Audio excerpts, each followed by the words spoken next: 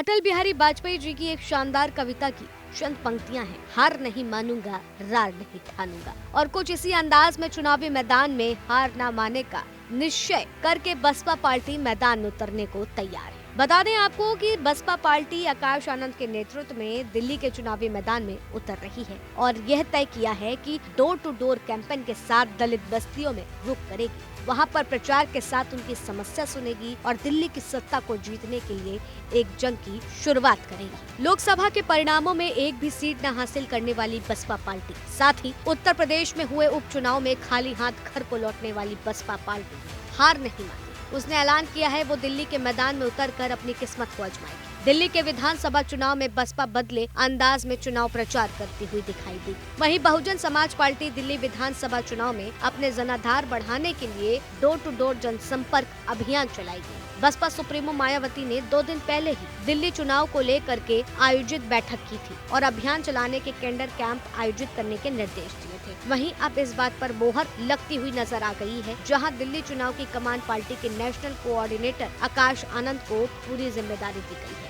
Baspa supremo ने निर्देश दिया है कि दिल्ली की दलित बस्तियों और कॉलोनियों में पार्टी पदाधिकारी और कार्यकर्ता घर घर जा करके बसपा की नीति के बारे में लोगों को बताएंगे, जागरूक करेंगे। संविधान और आरक्षण को लेकर भाजपा और कांग्रेस के छलावे की राजनीति से जनता को अवगत करें। इसके अलावा कैडर कैंप, कार्यकर्ता सम्मेलन और बैठकों का आयोजन करके दलितों और बहुजन समाज को बसपा के साथ जोड़ेंगे। उन्हें भरोसा देंगे कि बसपा की सरकार बनने पर दलित को सरकारी नौकरी दी जाएगी, सफाई का काम करने वाले लोगों को मुफ्त सेफ्टी किट वितरित की जाएगी। उन्होंने अन्य दलों के नेताओं को भी बसपा के साथ जोड़ने की बात कही। साथ ही आपको बता दें कि प्रत्याशियों का चयन करने के लिए सावधानी बरतते हुए पैनल बना करके भेजने को कहा है। वहीं पार्टी ने कई सीटों पर अपने प्रत्याशियों का चयन भी कर लिया है। बसपा सुप्रीमो के निर्देश पर आकाश आनंद दिल्ली में लगातार जनसभाओं को संबोधित करेंगे। आगामी 5 जनवरी को आकाश आनंद दिल्ली के कोंडली स्थित अंबेडकर पार्क में जनसभा करने के लिए तैयार है, या फिर यूं कह लो कि वहां पर उनकी जनसभा होगी और जल्द ही पार्टी के अन्य नेताओं को भी दिल्ली विधानसभा चुनाव के मोर्चे पर